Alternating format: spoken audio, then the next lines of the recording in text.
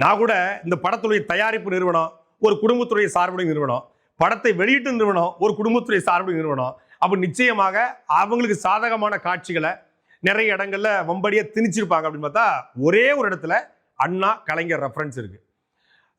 இந்த மொழி போராட்டம் வந்து உச்சத்தில் போயிட்டு இருக்கும்போது அண்ணா வந்து மதுரையில் ஒரு கூட்டத்தில் பேசுறாரு.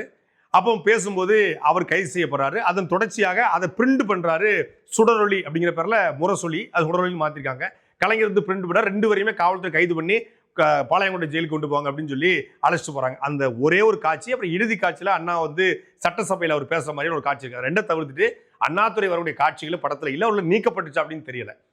இன்னொரு பக்கம் இந்த படத்தை மொத்தமா தூக்கி நிக்கிறது எப்படி யாருன்னா இந்த படத்தினுடைய வசனம். படத்தினுடைய வசனம் தான் எப்படி பராசக்தி படத்தை அந்த படத்துடைய வசனம் தூக்கி நிப்பாட்டிச்சோ, இந்த படத்திலையும் இந்த படத்துடைய வசனம் தான் இந்த படத்தினுடைய உண்மையான ஹீரோன்னு சொல்லலாம்.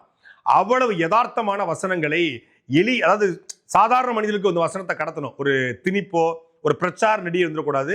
அதுல வந்து ரொம்ப சிறப்பா வசனத்தின் மூலியமாக கடத்திருக்காங்க.